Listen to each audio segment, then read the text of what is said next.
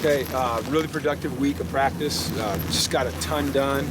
A lot of situations, a lot of individual progress made, a lot of team progress made. Certainly a number of things that we've got to continue to improve on. False starts kind of reared their head again today. We've been really good this week. And sometimes, you know, you as a coach, you're going to put pressure on guys in the way you turn up the music or, you know, try to create a little chaos and see how they react. Today, you know, we didn't react as well as I'd like, but to me, that's part of the learning process. So, once again, just 4 really good days. I saw a lot of things that I'm really impressed with and give me a lot of excitement and a lot of hope, and then things that I think we can correct. So we're on the right track. We just got to keep working hard, and these guys will keep doing that. So that's a statement. What are the things that you'd like to see corrected? I couldn't hear you. You're hiding behind your camera. Corrected? Yeah. Here's what I'd like to see corrected. Certainly, you know, the pre-snap penalties. You know, we've had the officials out here 3 times in the last week, and things have been really clean. But today, the false starts got us. Now, you know, I can only use that excuse if we've changed the cadence for so long, and then it becomes a redundant thing and an excuse, and we're not going to do that. And so we will get that fixed. I'm confident of it. But when they get tired, you know, which you want them to get, they have to be able to maintain a focus, and that's, you know, why we apply the pressure, so we get it corrected out here and it doesn't happen in games. You know, I think we have to continue to work on just the finer points of position fundamentals at every single position. But the thing that I like is the competition. You know, I think there's been tremendous competition. You know, when you see Tack McKinley going against Connor McDermott, you know, those two really good football players that are going after it, play after play after play, and you see improvement, and they're going to force each other to improve. So there's just a lot of really good things. And like every practice, there's some small things we just got to keep pushing. That's why you practice. You know, that's why you practice. How does play calling work? Is Kennedy calling the plays, or is Tui, or? What do you mean? Like call them? Yeah, you know what I mean. Like signal them in. Yeah, signal. Yeah, who's kind of well, everybody does. I mean, it's just like it's been. I mean, it's no different. The way that we're functioning offensively in terms of communicating a play-in is no different than it's ever been. There's a coordinator that makes a call, and then there's different members of the staff that have different signals that they give to different players out there. So that hadn't been a problem. We had a problem for one play today, but the communication hasn't been a problem. I think the players have done a really good job with that. What's your impression been of surprises for you? In a positive way? Well, I don't know. I hate to use the word surprise because I don't like to put limitations on these guys, but I've been impressed with the way Theo Howard has shown up. I've been impressed with Lokenny and Lenne, and I've been impressed with Breland Brandt. You know, Dimitri Felton was doing well. He tweaked his shoulder a little bit. You know, I love the progress that Ely's made. I love the progress that Matt Dickerson's made. I love the progress that Tack's made, Keyshawn Leisure-South's made. You know, I don't think it surprises me. It's encouraging. You know, I could probably name a whole lot of other guys, but a lot of those guys were, you know, kind of the incoming guys, the early admits. But I just think as a team, we've come out here every day and we've made progress. It's not always evident to the naked eye, but it is when you go look at the film and you see guys doing things on a more consistent basis. What's your impression of the running backs and how they've adapted to some of those new concepts you talked about offensively? You know, I think they've done tremendous, and they're really not new concepts in the running game so much, maybe new formations. There's only so many ways you can run the football. You know, there's only so many different types of running plays. So we've always run lead, we've always run power, we've always run counter, you know, we've always run wham, we've always run inside and outside zone and stretch.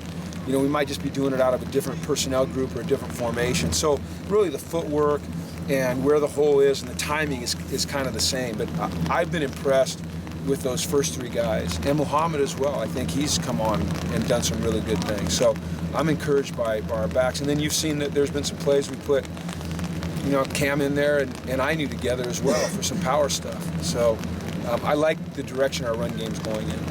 How do you feel about your first team offensive line that you've been playing the last couple of practices? I felt great Thursday.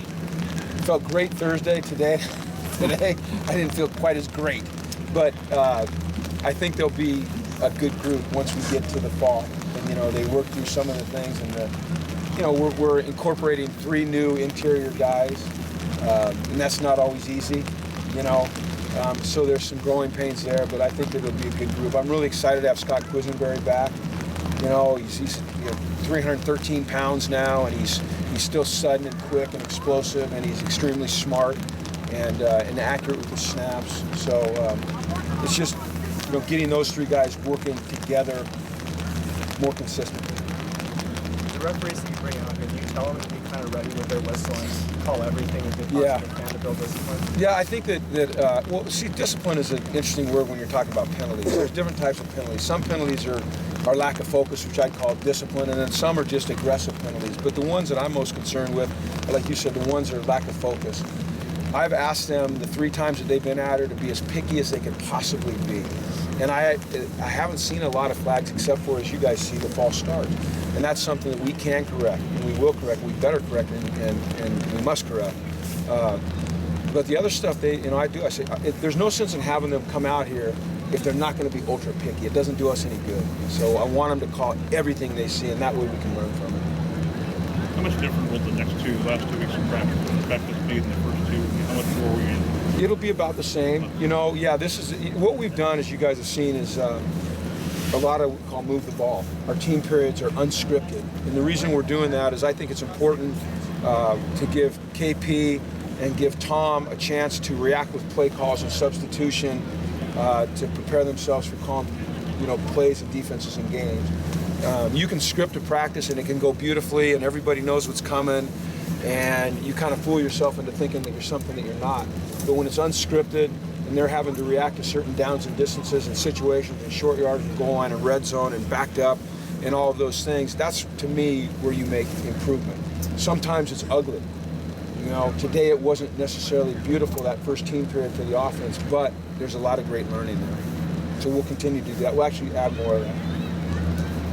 So. Mike's been gone the last couple of days. Mike? Yeah. Mike took a hit to the head on Tuesday, and he strained his neck a little bit. And as you guys know, we're ultra conservative when it comes to, any types of head trauma. And so we've kept him off the field. We've kept him out of meetings. I believe we've kept him out of class. I actually asked him if he could just go home and get comfortable at home and rest at home, and he'll be back Monday. I don't know if he'll be on the field Tuesday. We are going to proceed with extreme caution anytime, a brain injury is involved at any level, whether it's, minor or it's very significant. We're going to treat it the same.